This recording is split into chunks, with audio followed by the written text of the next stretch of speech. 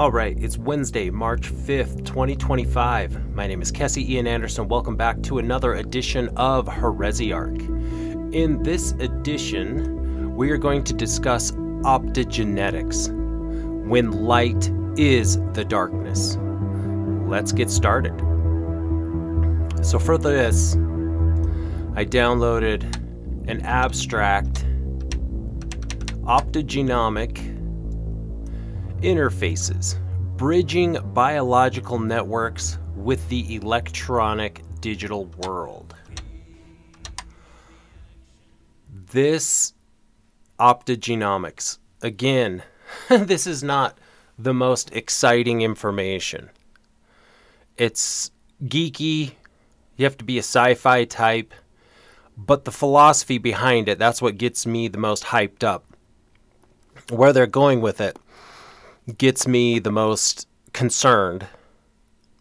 And that's why I take the time to look into this. Optogenomic interfaces, bridging biological networks with the electronic digital world. This spells it out what they're doing with the bioconvergence. So again, in summary, where we're at up to this point. To set the table, I've gone over the Department of Defense War Doctrine for Autonomous Weapons Systems, 3000.09. We talk about the IEEE and this paper. This is an IEEE paper. And the IEEE is what sets the standards for all this upcoming emerging technology. Keep that in mind, that it's the IEEE that's the one that controls all this. And the IEEE has their tentacles in every university, every single university. All of the electronic engineers are members of this.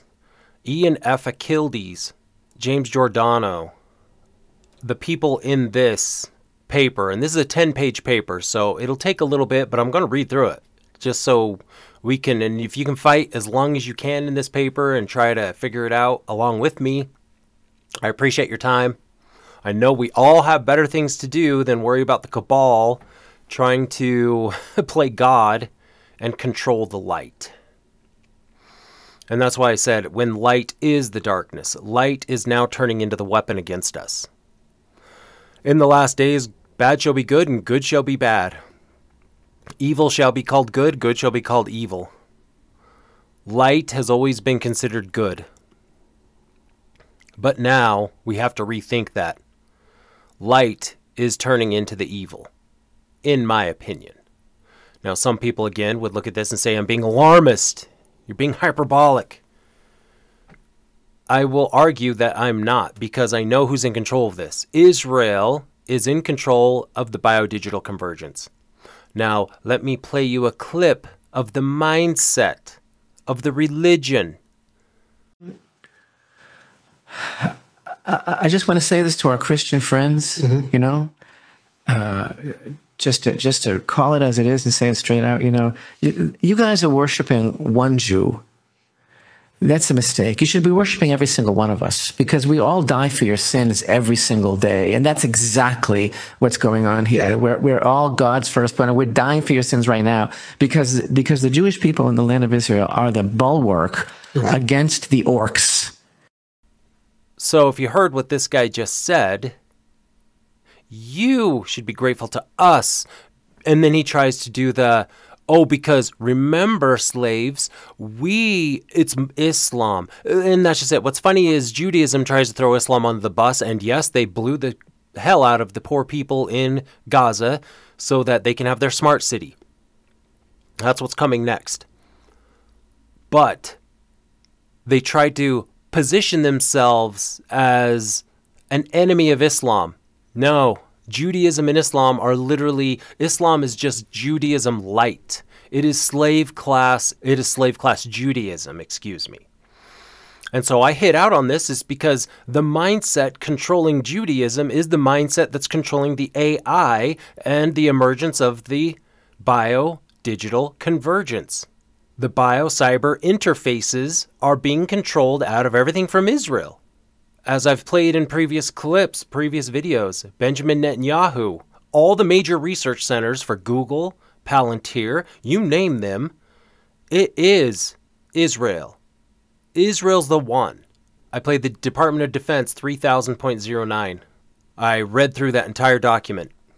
I showed the Supreme Court launching the litigation nuke on us that synthetic mRNA, DNA, cells, genes can all be patented. So they've got the framework in place. We've shown the sensors under the skin, the optogenetics, and we've shown the electronic warfare aspect, using all these vectors to hit us, as well as getting these biosensors inside of us by using food, by using air, by using chemicals, by using makeup, by using dental anesthetics. You name it, they're getting this technology inside of us. They're just very determined.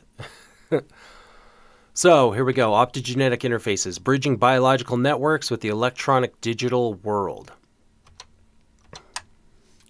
The article discusses the use of optical nano-bio interface to connect biological networks to electronic computing system and reviews the state-of-the-art and future directions in light-mediated control of genomes and consequent control of cell development. Now I'm going to read through the abstract on this, but here's some of the names. Member IEEE. Abstract, the development of optical nano-bio interfaces. So what are we talking about, though? A nano-bio interface, nanotechnology. In my last video, what are nanotechnology machines? Those are machines that you cannot see because they are so infinitesimally small on the atomic scale. And when I say atomic, the root word of that is atom, atomic, atomic scale. So these are atoms with smaller than, it's so small that you can't see it. But these nano-bio interfaces is a fundamental step toward connecting biological networks like us, our body, our interstitial tissue, our biological networks. So the body, all the chemistry, everything that goes on, the molecular interactions, the molecules, the cells, and traditional electronic computing systems. So when we think of splicing, when we think of chimeras, when we think of mixing, we think of, let's say, in one of my videos, I talked about cloning. And George Herbert Walker Bush 43, I guess, yes, 43, or yes, he came out and said that cloning animal hybrid combinations, they need to be stopped. A hopeful society has institutions of science and medicine that do not cut ethical corners and that recognize the matchless value of every life. Tonight I ask you to pass legislation to prohibit the most egregious abuses of medical research, human cloning in all its forms, creating or implanting embryos for experiments, creating human-animal hybrids, and buying, selling, or patenting human embryos. Well, in 1997, Bill said the same thing and nothing changed. Therefore, today I am issuing a directive that bans the use of any federal funds for any cloning of human beings. But what I'm saying is we think of biological mixing as the only way it can work. Now we're talking about biological networks and traditional electronic computing systems. So soon you're going to have some dude identify as a toaster and they'll be able to communicate or whatever. They will splice a human with a microwave. Hell, I don't know. But here we go. Compared to conventional chemical and electrical nano-bio interfaces, the use of light as a mediator enables new type of interfaces with unprecedented spatial and temporal resolutions. In this paper, the state-of-the-art and future research directions in optogenomic interfaces are discussed. Optogenomic interfaces are light-mediated nano-bio interfaces that allow the control of the genome, i.e. the genes and their interactions in the cell nucleus, and thus of all the cell functionalities with subcellular resolution and high temporal accuracy. Given its fundamental role in the process of cell development, the study is focused on the interactions with the fibroblast growth factor receptor 1, FGFR1 gene, and the integrative nuclear FGFR1 signaling, INFS module in stem cells and in neuronal cells, whose control opens the door to transformative applications, including reconstructive medicine and cancer therapy. Always for your health, guys. 3 stages of optogenomic interfaces are described, ranging from already experimentally validated interfaces, activating broad cellular responses, and expressing individual genes, to more advanced interfaces able to regulate and correct DNA topology, chromatin structure, and cellular development. Then they give us some keywords: biophotonics, channel rhodopsin, DNA topology, integrative nuclear fibroblast growth factor receptor 1, signaling, INFS, nano networks, nano-bio interfaces, optogenomics. So to play this game, as unfun as you can imagine, we got to now start defining what some of these words are. This is a new language for every one of us, most likely, unless you're familiar with this. So, here we go. Channel rhodopsin. Channel rhodopsin, CHR, is a light-sensitive ion channel that's found in algae and is used in research to control neurons. CHRs are light-gated ion channels that are part of the microbial rhodopsin family. CHRs use photon energy to create a pathway for ions to pass through. CHRs are used in optogenetics to control neurons and other excitable cells. CHRs are used to investigate sleep-wake effects, neurodegenerative diseases, and more. CHRs are used to restore rudimentary visual perception in blind mice. CHRs are used to restore the ability of the retina to detect light signals. CHRs are used to investigate sleep-wake effects. CHRs are used to investigate neurodegenerative diseases. Well, let's look up. There's a term, opsin. Rhodopsin and opsin are both proteins involved in vision, but they differ in their structure, function, and location. Rhodopsin, a complex protein consisting of 7 transmembrane domain protein opsins covalently bound to a small chromophore molecule called 11-cis-retinal. I guarantee not a single one of us understand that whole 7 transmembrane domain protein covalently bound. So there's different types of chemical bonds, a covalent bond. Do I remember what that is? Nope. Opsin, a generic term for a family of proteins that share a similar 7 transmembrane domain structure.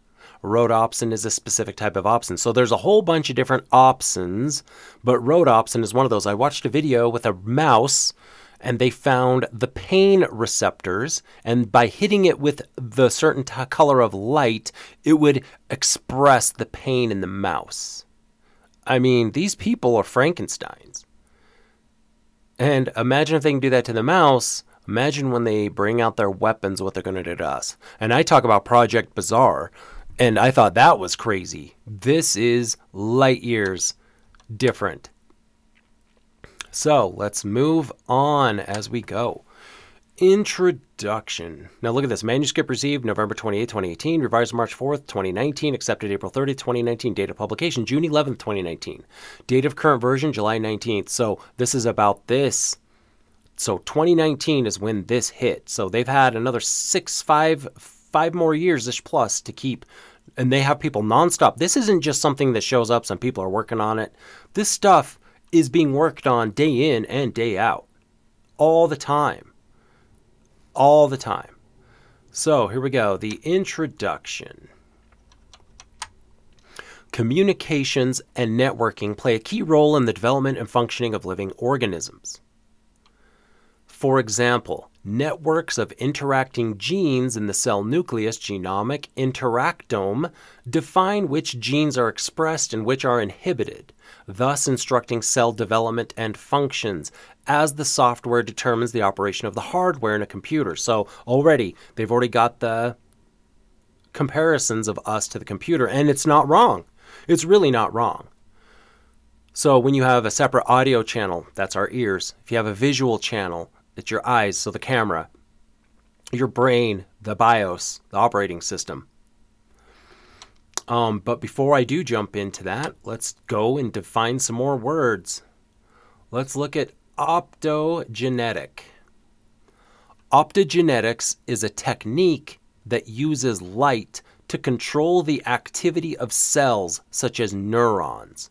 It combines genetics and optics to achieve precise control over cell function. And look at our good little Remy the rat.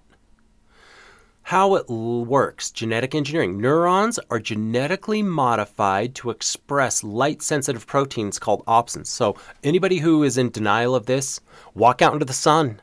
What does your body do when you're in the sun? Well, if you're under the light of our original sun, you would produce vitamin D. So neurons are genetically modified to express light-sensitive proteins called opsins. So our bodies are the ones that produce the drug. And they know this. And now they've commandeered and channeled the light to cause it.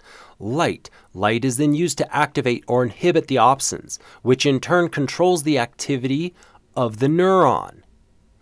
Optogenetics has helped scientists understand neural circuit function in behaving animals, i.e. you. We're the goyim, animal in human form. Cardiology. Optogenetics has helped scientists understand heart disease progression, myocarditis, and develop new therapies. Pain studies. Transdermal light stimulation has been used to illuminate nerve terminals on the skin. Pain studies. Well, that's nice.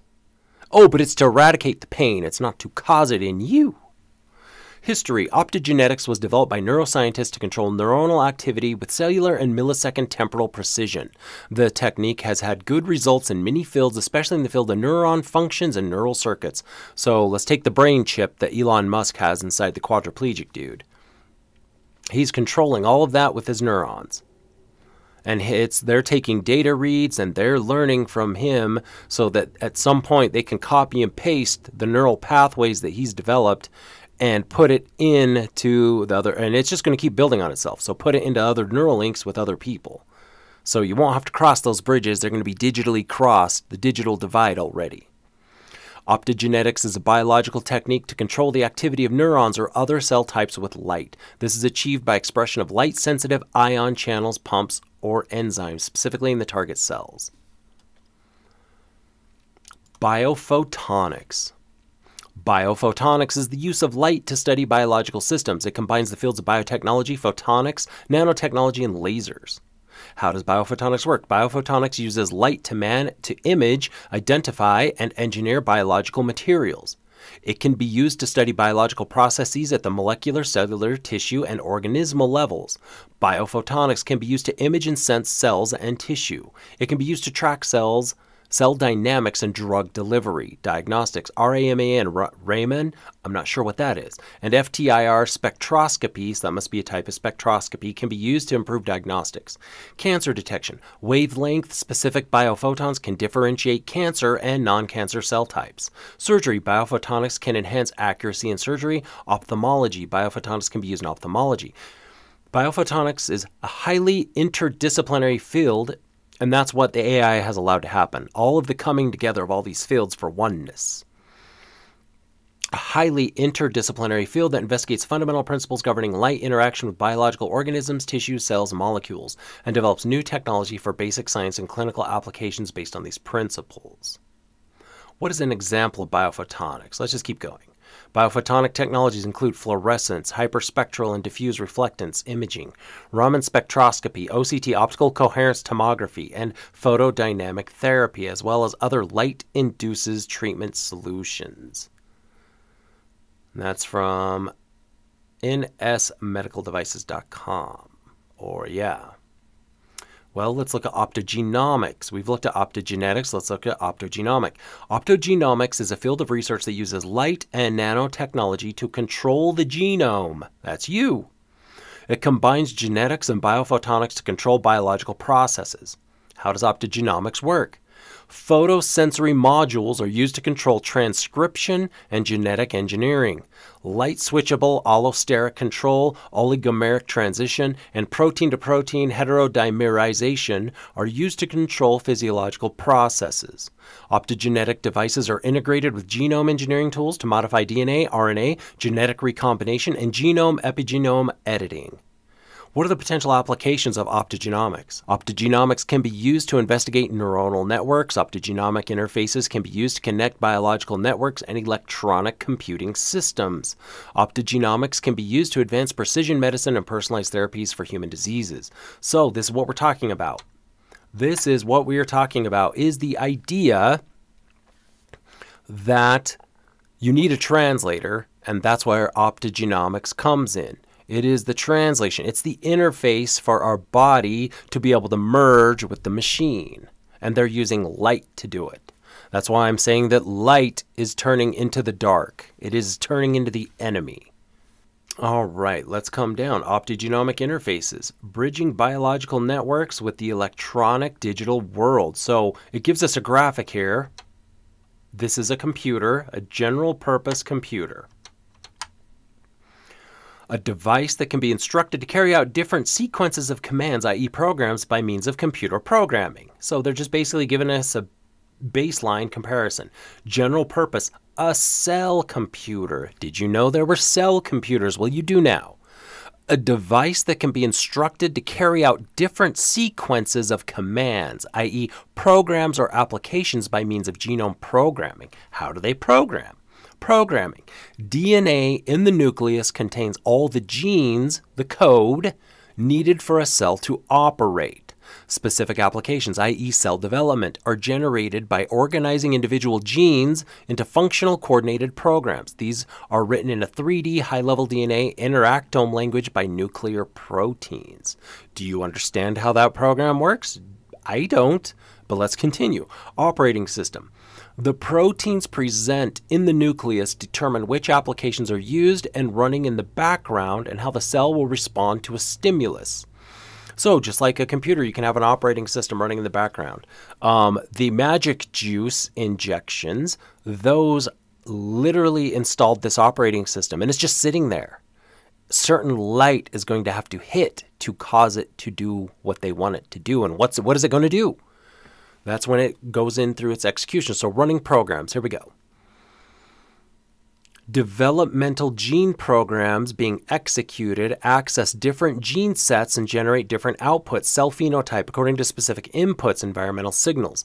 Compiling, linking, and assembly. So if you know what a compiler is in computer programming, it runs your little algorithm. It goes through it and checks for errors and conflicts. So if you've ever done any C++ programming or any of that, integrating the high-level environmental instructions with the DNA library and its interactome, and then convert the result to low-level instructions for the individual genes using the language of transcriptional processor. Execution. The genomic program runs according to the given environmental inputs, including optogenetic signals, utilizing the resources given by the operating system. DNA interactome, and generates biological outputs, i.e. generation of neurons, synaptic connections, desired communicating neuronal network. And what else can it do? I think of one of my favorite movies is Unbreakable. Love that show. The second one, not too bad. Splinter, not too terrible.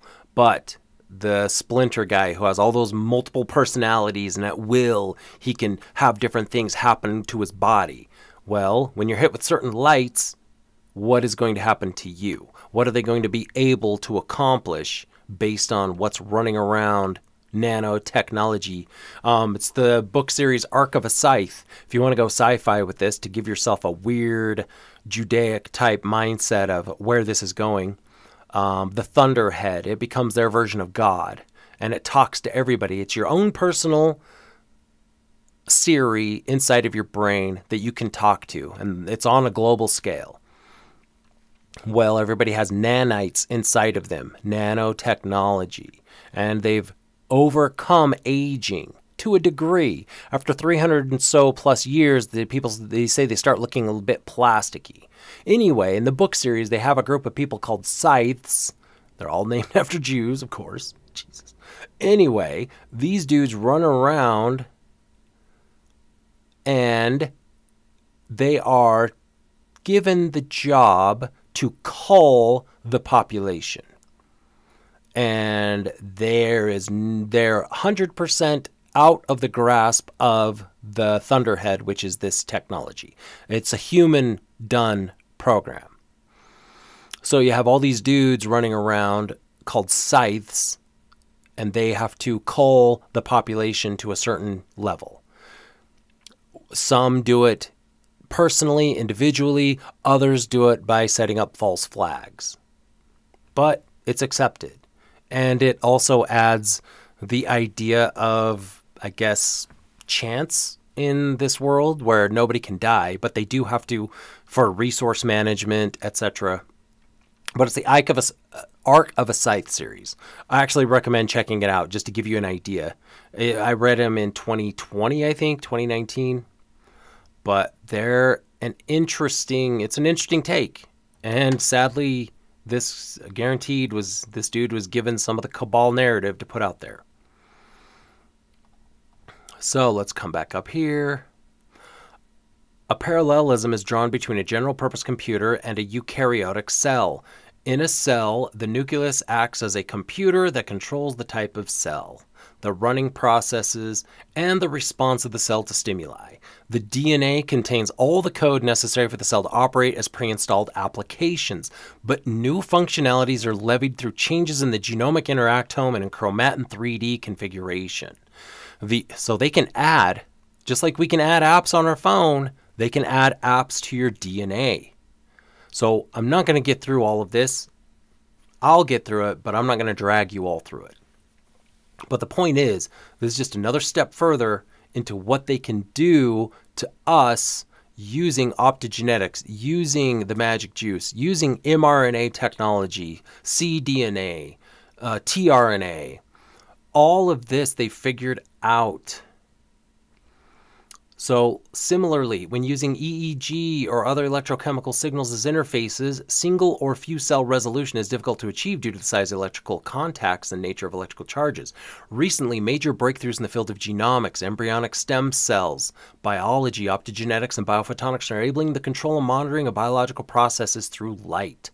By incorporating light-actuated and light-emitting proteins into cells, key biological processes at the subcellular level can be controlled and monitored in real time. More specifically, in Figure 1, light can be used as a stimulus to activate specific proteins that induce the expression of genes that are otherwise inactive. For example, cell development and fate may be effectively regulated by targeting key genes in cell pluripotency networks, such as the recently described integrative nuclear fibroblast growth factor receptor 1, signaling INFS module, and by controlling the 3D genome architecture. So before I do call it quits, let's look up what the fibroblast of a cell is. A fibroblast is a cell that creates and maintains connective tissue, which supports and connects organs and tissues in the body. Fibroblasts are the most common cells in connective tissue. Fibroblasts play a key role in healing wounds by producing the building blocks needed to replace damaged tissue. So my argument is, will they use it to heal? Oh, you didn't pay the subscription fee. Well, you just turned into a puddle of goo. Because we removed all of your fibroblasts or stopped them from working. So all of your connective tissue is gone. Structural framework. Fibroblasts secrete collagen proteins that help maintain the structural network of tissues. Tissue homeostasis. Fibroblasts maintain the extracellular matrix that provides structural integrity to tissues. Cell differentiation. Fibroblasts can differentiate into other cell types such as osteoblasts and adipocytes. Adipocytes, that's got to be fat tissue. Fibroblasts are found in many organs, including the skin, lung, skeletal muscle, and heart. Fibroblasts are used in studies related to wound healing, tissue engineering, and regeneration. A fibroblast type cell that contributes to the formation of connective tissue. So they can control this stuff, is what they're saying. Let's go back. Major breakthroughs. While the very small wavelength of optical signals can potentially enable such precise control and monitoring at subcellular level, the majority of existing studies rely only on conventional optical sources and detectors, which due to their size limit the application of light-mediated biointerfaces. In parallel to such developments, nanotechnology is providing the engineering community with a new set of tools. So let's say you know how to use Photoshop, or you know how to build a house. You're given a set of tools. You have to use certain tools. Well, now they have create novel nanoscale devices with unprecedented functionalities. These include, among others, plasmonic nanolasers with submicrometric footprint, plasmonic nanoantennas able to combine light in nanometric structures, or single photon detectors with unrivaled sensitivity. In our vision, nanolasers working in conjunction with nanoantennas serve as nano-actuators of light-controlled processes. Similarly, nanodetectors enhanced with plasmonic nanoantennas. Now, these are lights that are super small at the subcellular level. They can look at cells, and they can target and track and do anything they want to these cells. Then if you understand what hydrogel can do, hydrogel is capable of moving throughout your body. Imagine this all under control. Some dude sitting in his chair, playing remote control. You are the avatar in his Xbox, and you are now under control. Oh, but it's for your health. Just pay this fee. Now, I am going to admit there's probably going to be some good things that come of this. There will probably be, I will be the first person to try to be as unjaded as possible and say, wow, there's going to be some great things. But what have we seen? No consent, didn't ask, coercion, force. Take your donut and take this. Here's your prize, Fifi. Here's your doggy treat for taking what we coerced you and psyoped you into doing. So the resulting light-mediated nanobiology interfaces enable new, unique applications, ranging from new tools to study, understand, and enhance the recovery from developmental and neurodegenerative disease. Okay, so if this stuff is all great, show us. Show me the dude who's now healed. Show me the dude that's now living his best life. Show me. But you won't. And what's funny is the stuff that gets attacked. Now, I'm not advocating to take steroids or HGH or anything like that, or performance-enhancing drugs, but it's funny the stigma for people who are trying to better themselves to a degree versus people who are coked out, drugged out. If that's the case, then our sympathy kicks in and we feel bad for those people. Oh, they're just an addict. But yet if somebody's like, F this, I just want to look good. I'm going to go full ham in the gym and get buffed using gear or whatever, then everybody attacks it because it's actually effective and it benefits you. Crabs in a barrel. I don't know. But just be smart. For those of you, I'm not a roid head.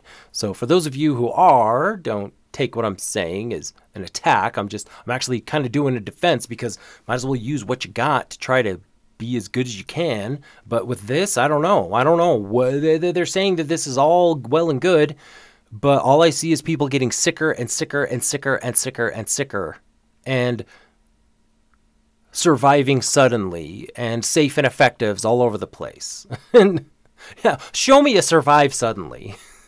Where's that at? Come on.